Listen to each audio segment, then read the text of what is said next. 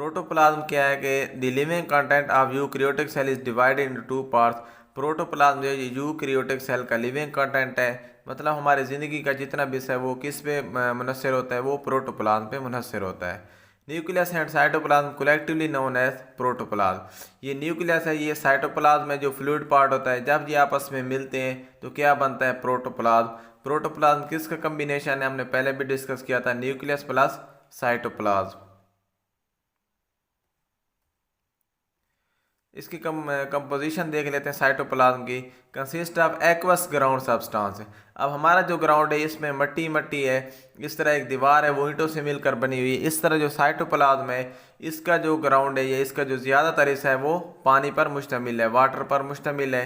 Containing organelles, इसमें बहुत सारे पहले भी डायग्राम में देखा है कि ऑर्गेनेल्स मौजूद हैं जिसमें लाइसोसोम है, न्यूक्लियस वगैरह।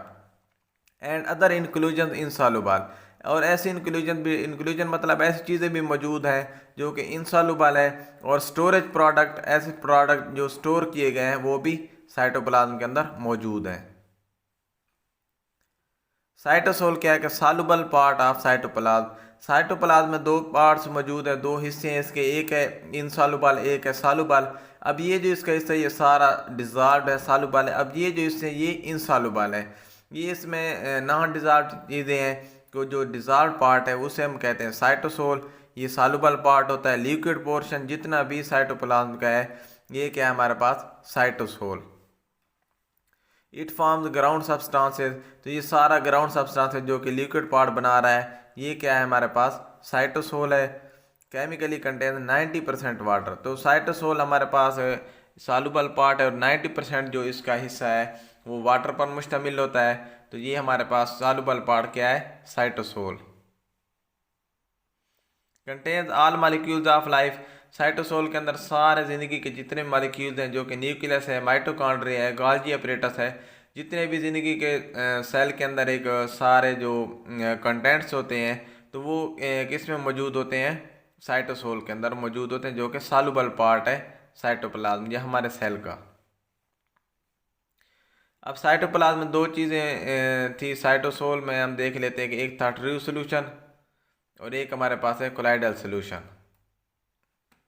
ट्रू सोल्यूशन जो हमारे पास होता है ये ऐसा होता है जिसमें स्मॉल मॉलिक्यूल्स या आयन आ जाते हैं, mostly are homogeneous mixture and easily dissolve. ऐसा सोल्यूशन जिसमें स्मॉल मॉलिक्यूल्स होते हैं वो इजीली डिजॉल्व हो जाता है। और होमोजीनियस मिक्सचर, जिस तरह एक पानी में हम चीनी को मिक्स करते हैं तो वो उसमें डिजॉल्व हो जाती है। तो ये क्या है कि ये ट्रू सोल्यूशन है जो कि डिजॉल्व हो जाता है। लेकिन इसके बरक्स जो कोलाइडल सोल्यूशन है इसमें लार्ज मॉलिक्यूल्स होते हैं जो कि इंटर भी नहीं हो सकते, नॉट डिजॉल्व होते हैं। और ये टू पार्ट्स, दो इसकी टाइप्स हैं आगे, एक सोल है और एक हमारे पास जेल है। अब कोलाइडल सोल्यूशन ऐसा होता है जिसमें एक चीज़ डिजॉल्व नहीं हो सकती। सोल क्या है कि सोल नॉन विस्कस, इसका जो कम गाढ़ा पार्ट है जो कि नॉन विस्कस है, लिक्विड है, वो क्या है हमारे पास, सोल। इसके बरक्स जो जेल है, विस्कस पार्ट है, जेल आप लोग बालों पे भी यूज़ करते हैं, वो कितनी बालों को हार्ड कर देती है। तो ये जेल हमारे पास विस्कस पार्ट होता है। और जेल कहाँ पे मौजूद होता है, present in the peripheral part, जो सेल का हमारे का साइटोप्लाज्म का ये जो पेरिफेरल पार्ट होता है वहाँ पे ये जेल मौजूद होती है और इससे ये सेल को प्रोटेक्शन प्रोवाइड करती है। पेरिफेरल पार्ट पे क्या मौजूद होती है, जेल मौजूद होती है।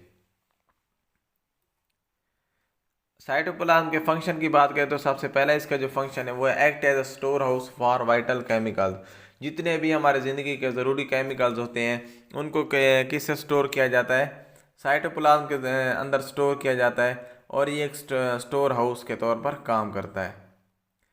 Site of metabolism, example glycolysis. Glycolysis जो कि मतलब एक मेटाबॉलिज्म ग्लूकोज की हो रही है, ब्रेक डाउन हो रही है, वो किस में होती है, वो साइटोप्लाज्म के अंदर हो रही होती है। हालांकि इसके अंदर बाकी प्रोसेस है कि ये एंड कहाँ पे होती है, आगे फर्दर किस अमामे से गुजरती है, वो बात की बातें हैं। लेकिन ये जो अम्मा स्टार्ट होता है ग्लाइकोलाइसिस का, ये साइटोप्लाज्म के अंदर होता है। कंटेन्स ऑर्गेनल, साइटोप्लाज्म के अंदर सारे ऑर्गेनल्स मौजूद होते हैं। हमने पहले भी डिस्कस किया, इसकी डायग्राम देखी जिसमें साइटोप्लाज्म के अंदर मौजूद था, न्यूक्लियस मौजूद था और इसमें लाइसोसोम थे। ये सारे ऑर्गेनल जितने भी थे साइटोप्लाज्म के अंदर मौजूद हैं।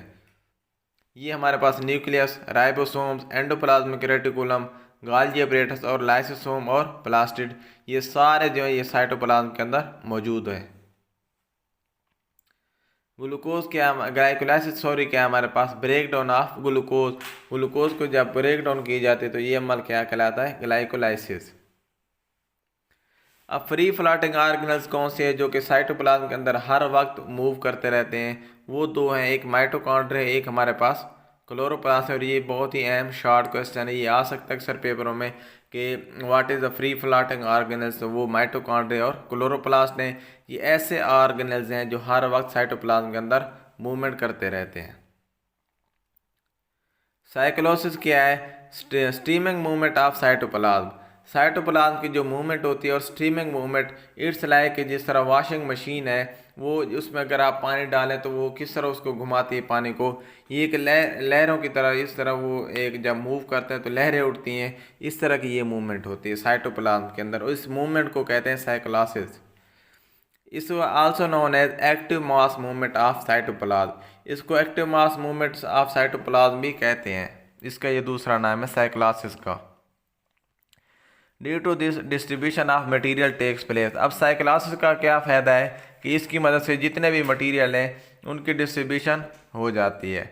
एग्जाम्पल में हम देखते थे, एक एटीपी है और एक हमारे पास माइटोकॉन्ड्रिया है। एटीपी जो है इसकी डिस्ट्रीब्यूशन भी साइक्लोसिस की वजह से हो जाती है, और माइटोकॉन्ड्रिया इसकी डिस्ट्रीब्यूशन भी साइक्लोसिस की वजह से हो जाती है। और साइक्लोसिस को हम कहते हैं active mass movement of cytoplasm.